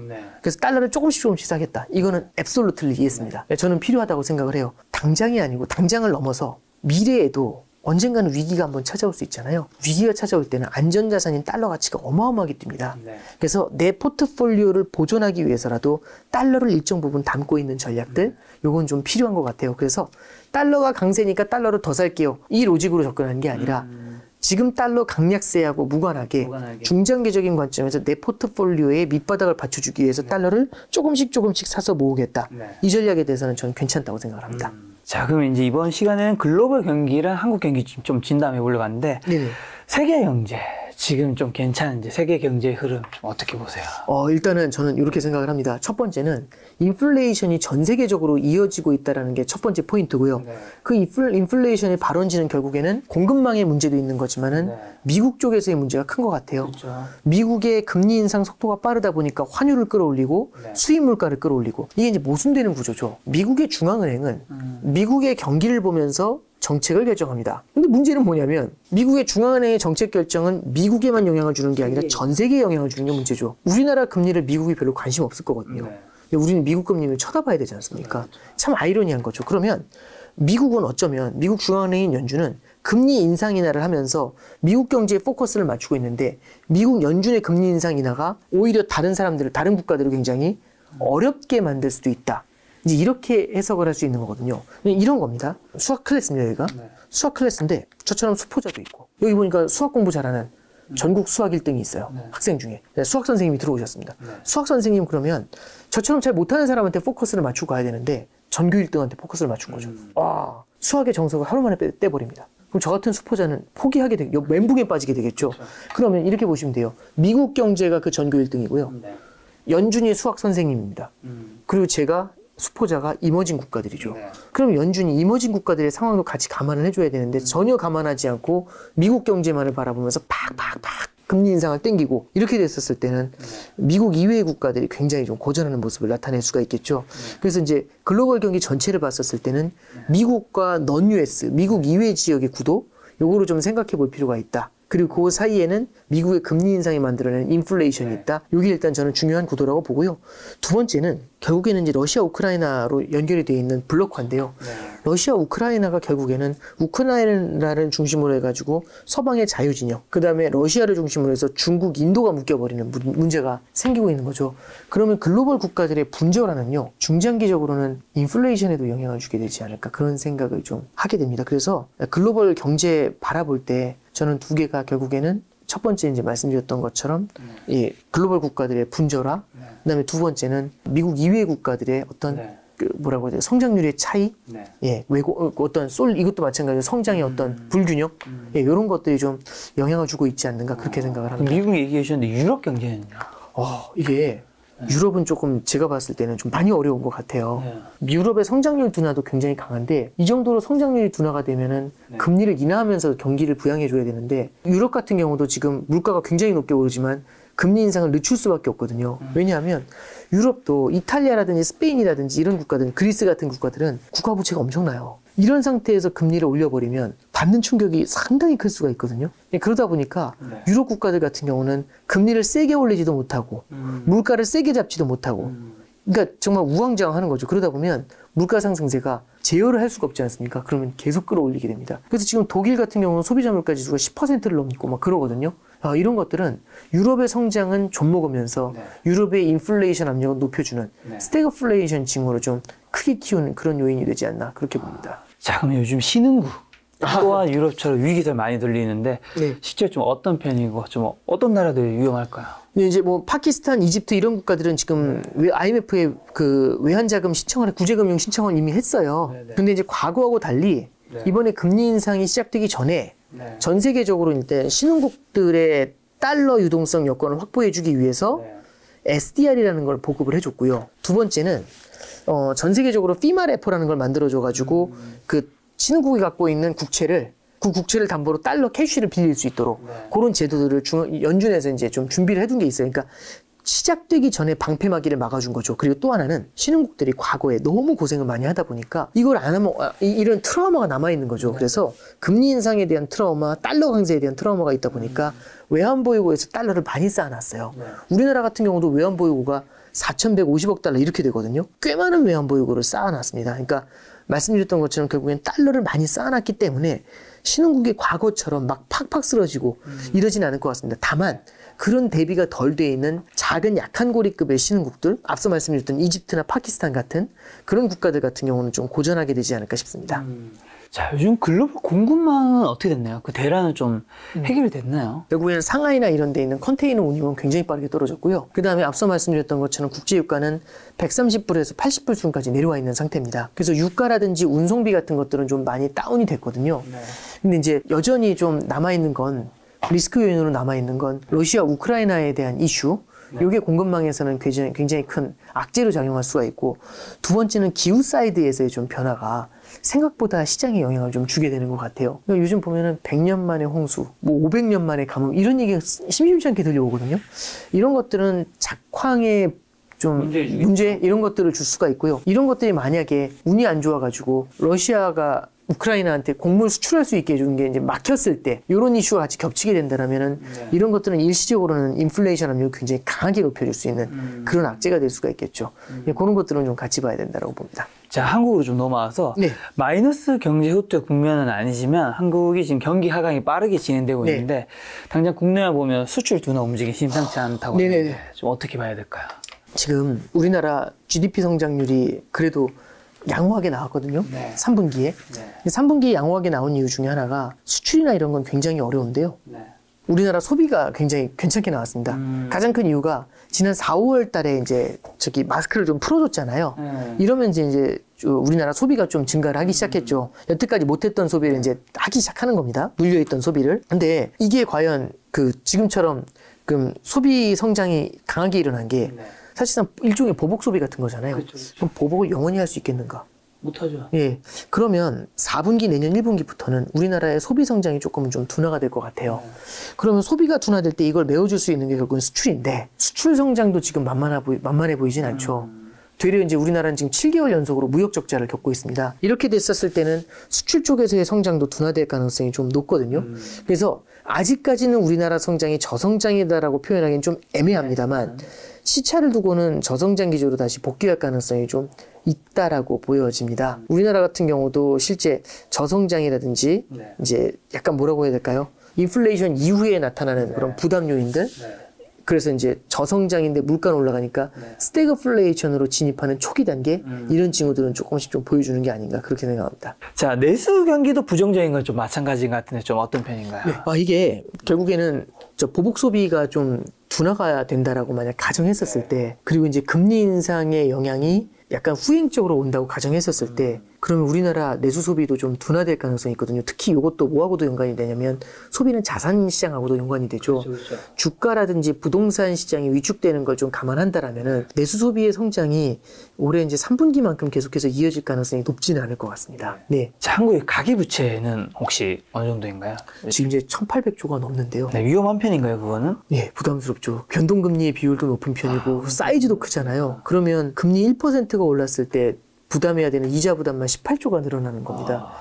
그럼 그만큼 소득이 늘어야 되는데 자산 사이드에서의 소득은 좀 위축이 되고 있는 거고 급여가 그만큼 올려줘야 되는데 기업들의 실적이 둔화되는 모습이 나타나게 되면은 이건 역시 쉬운 모습은 아니거든요. 그래서 사실상 지금의 기조가 이어지게 됐었을 때는 우리나라 실물 경기의 둔화가 나타날 가능성은 좀 높아지는 거 아니겠는가, 그렇게는 좀 보고 있습니다. 지금까지 드린 질문을 좀 정리하는 질문을 들어보면 지금 같은 상황에서 그러면 이제 돈은 좀 어디로 이동하고 우리는 무엇을 가져야 하고 부의 시그널은 무엇이 있는지 이런 상황에서 어떻게 해야 될까요? 저는 결국에는 올해 나타날 수 있는 시그널을 가장 크게 봤을 때 금리하고 환율 쪽에서 시그널이 좀 크게 나타날 거라고 생각을 해요. 그 금리하고 환율의 시그널이라는 건 뭐냐면 지금 3고라는 얘기를 하고 있지 않습니까? 고물가, 고금리, 고환율. 그럼 이게 영원히 이어질 것인가? 그 생각을 잠깐 해보는 거죠. 그게 아닐 수가 있죠. 그럼 그게 어디서부터 풀려나올지 모르겠지만 금리가 고점을 먼저 형성하든 환율이 고점을 먼저 형성하든, 그게 만약 환율이라든지 금리 쪽에서 만약 고점을 형성하게 되면은 지금까지 보아왔었던 자산시장의 흐름과는 또 다른 흐름이 나타날 수도 있다라고 생각을 합니다. 그래서 돈의 흐름이 여태까지는 코로나 이후에는 돈을 많이 풀어주니까 이 유동성이 자산시장에 가서 고였다면, 지금은 생각보다 물가가 많이 오르고 실물 경제의 둔화와 함께 기업 실적이 둔화되니까 주식시장으로 흐르지 못하는 자금이 금리가 세게 올라가니까 은행 예금에 가서 고여있지 않습니까? 만약에 이제 금리의 고점이나 환율의 고점을 만약에 확인을 하게 된다면 사람들은 지금의 그나마 높았는데 내려갈 것 같은 금리의 고점이라도 잡아놓기 위해서 예금을 장기로 들어갈 수도 있고요. 그죠? 그러면은 높은 금리를 주고 있는 기업 쪽으로의 자금 이동도 나타날 수가 있겠죠. 물론 아직까지는 조금 시간이 걸린 미래의 얘기겠지만, 그래서 저는 돈의 흐름이라는 게 현재 쏠리고 있는 게 영원하다라고 판단하면 안 되는 것 같아요. 그러면 지금 같은 경우는 예금 쪽으로, 고금리 정기예금 쪽으로 자금이 굉장히 많이 쏠리는데, 이런 흐름이 나중에 또 다른 반전을 만들어낼 수도 있지 않겠는가. 그래서 제가 앞서 말씀드렸던 것처럼 무언가 이게 유연함이라는 게 되게 중요하다라고 생각을 하고요. 유연함이 나타나기 위해서는 안전한 자산을 내 포트폴리오에 조금은 담고 있어야 됩니다. 그렇기 때문에 어떤 충격이 다가왔을 때 그걸 완충시켜 줄 수 있는 달러와 같은 안전자산을 담아놓고 그런 다음에 시나리오 변화에 유연하게 대응하는 방법들 이렇게 자산 운용을 가져가시면 어떻겠는가. 그런 제언을 좀 드려봅니다. 여러 가지 반전이 있을 수 있고 유연하게 대응하기 위해서 만약에 지금 뭐 돈 뭐 현금 뭐 1,000만, 5천만 있으신 분들이 좀 더 기다리기 위해서 그냥 예금에 잠깐 피신해 있는 건 어떻게 생각하세요? 뭐 그런 것들도 답이 될 수가 있겠죠. 근데 이제 예를 들어서 예금에 피신을 한다라고 하면 저는 이제 그런 말씀을 좀 드려보고 싶어요. 그러면 예를 들어서 지금의 금리가 고점이 아닐 수도 있지만 또 고점일 수도 있지 않습니까? 있죠. 그러면은 지금이 고점일 확률 10%도 안 될 것 같은데 그러면 10% 정도는 예금을 조금 긴 걸로 묶을 수 있죠. 나머지는 단기로 묶을 수도 있고 단기 정기 예금 같은 경우 언제든지 만기가 돌아오니까 언제든지 빼가지고 다른 투자의 기회를 살려줄 수가 있지 않습니까? 근데 만약에 진짜 지금이 금리의 고점이었다면 이 10%가 효자 노릇을 할 수도 있는 케이스가 되겠죠. 그래서 우리가 예금이라는 걸 할 때도 예금도 분산 투자 그럼 사람들이 되게 웃거든요. 말도 안 되는 소리라고 생각할 수도 있지만 이렇게 금리가 빠르게 올라갈 때는요. 예금도 투자. 예금 같은 경우도 다양한 만기를 나눠가는 것들도 투자가 될 수가 있습니다. 그래서 매크로 환경이 빠르게 바뀌는 걸 개인 투자자가 따라갈 수가 없어요. 저도 매크로를 보는 사람이지만 이렇게 현기증나게 매크로 환경이 빠르게 바뀌는 건 본 적이 없거든요. 그러면 개인 투자자가 이걸 보면서 하나하나 따라가면서 대응한다? 저 어렸을 때 물고기 잡으러 간 적이 있어요. 이제 아기 때 그물 하나 들고서 물고기 잡으려고 쫓아다니면 한 마리도 못 잡아요. 물고기가 저보다 빠르잖아요. 그렇죠. 그냥 가만히. 그러면 저희 삼촌 같은 경우는 탁 그물 갖다 꽂아 놓은 다음에 떡밥을 그물에 이렇게 뿌리시더라고요. 그럼 가만히 있다 보면 라디오 들으시면서 가만히 있다 보면 물고기가 와서 떡밥을 먹어요. 한참 있으면 이거는 뭐 위험한 게 아닌가 보다 해서 들어왔겠죠. 그럼 슥 들어요. 그럼 한 마리씩 잡혀요. 큰 게. 따라 했었죠. 근데 아기는 뭐가 다르냐면 기다릴 수가 없죠. 딱 해서 떡밥 떨어뜨려봤는데 안 와요. 그때 또 집어던지고 또 쫓아다니는 거죠. 한 마리도 못 잡거든요. 저는 매크로 환경이 바뀌는 걸 따라가서는 답이 없다고 생각합니다. 가능성을 보고서 기회를 딱 잡아놓고 다양한 자산에 분산해놓고 기다리는 거. 저는 분산 투자가 국자는 그거 하면 돈 못 벌어요 라고 하지만 큰 돈을 짧은 시간에 벌 수 없는 건 전 동의하고요. 다만 정기예금 플러스 알파의 수익률로 꾸준히 쌓아가는 건 그리고 크게 잃지 않는 건 가능하다고 생각합니다. 그래서 계속 내내 되게 재미없는 말씀을 드린 것 같지만 맨날 분산 투자하래 이런 얘기는 하시는 것 같지만 이번에 하락장을 보시면서 분산 투자가 과연 어느 정도의 효과를 갖고 있는지를 한번 좀 이렇게 기억을 해 두실 필요가 있을 것 같고요. 이번에 하락장 말고 또 다른 하락장이 또 있을 거지 않습니까? 그렇죠. 우리 투자를 지금 1, 2년 할 거 아니고 20년 한다면 또 다른 하락장도 있겠죠. 그러면 그 다음 하락장 나왔을 때는 이번에 하락장의 경험이 매뉴얼로 남아있다면 이걸 버틸 때 소중한 매뉴얼이 되지 않을까요? 그래서 분산 투자에 대해서 다시 한번 되새겨보시는 것, 유연함을 되새겨보시는 것과 그리고 하락장에서 살아남아서 매뉴얼을 남겨놓으시는 건 그럼 다음 하락장에서는 지금보다는 보다 더 현명하게 대응하실 수 있지 않겠습니까? 저는 지금보다 중요한 건 미래라고 생각을 합니다. 지금의 어려움도 결국은 미래를 위한 밑거름이 된다. 이제 그런 생각으로 한번 지금의 어려운 걸 한번 견뎌보시는 것도 어떠실까 좀 그렇게 말씀드리고 싶습니다. 알겠습니다. 부부장님 가시기 전에 남은 이제 11월, 12월 2024년 지금 이제 투자 포인트 눈여겨봐야 될 변수만 한번 딱 집어넣고 가주신다면. 네, 저는 일단 인플레이션에 대한 기대가 어떻게 바뀌는지가 되게 중요한 것 같아요. 이게 과연 진짜 고질병으로 남게 될 것인가 요게 하나가 있고요. 두 번째는 앞서 말씀드렸던 것처럼 금리 인상을 너무 빠르게 했지 않습니까? 이게 이게 효과가 뒤늦게 한꺼번에 확 쓰나미처럼 몰려오면서 생각보다 어려운 곳, 생각보다 의외의 곳에서 이제 균열을 만드는 것들인데 예를 들어서 지금 얘기 나오는 것 중에 조금씩 나오는 것 중에 하나가 미국 국채 시장의 유동성이 조금 문제가 되는 거 아니냐 이런 얘기가 나오고 있습니다. 그래서 이제 이런 것들은 사실상 하나의 게임 체인저 역할을 할 수도 있거든요. 영국도 국채 시장이 어려우니까 중앙은행이 나서서 이걸 커버를 해줬던 게 있었어요. 그럼 이번 같은 경우도 이런 변화의 가능성들도 나타날 수 있는 하나의 트리거가 되지 않나 싶습니다. 그래서 인플레이션이 어떻게 바뀌는가 요거하고 두 번째는 말씀드렸던 것처럼 국채 시장의 트리거 이런 것들이 어떻게 작용하는지가 좀 변수가 아닐까 싶습니다. 오늘 부부장님 말씀을 통해서 분산 투자의 중요성과 그 다음에 매크로에 우리가 좀 끌려다니는 것 같은데 다음 매크로를 좀 우리가 좀 기다릴 수 있다면 좀 더 우리 자산을 좀 지킬 수 있지 않나 생각이 들었습니다. 오늘 만난 손님은 오건영 부부장님이었습니다. 지금까지 여러분 소중한 시간 함께 해주셔서 정말 감사합니다. 오늘도 김 작가였습니다. 고생 많으셨습니다. 네, 감사합니다.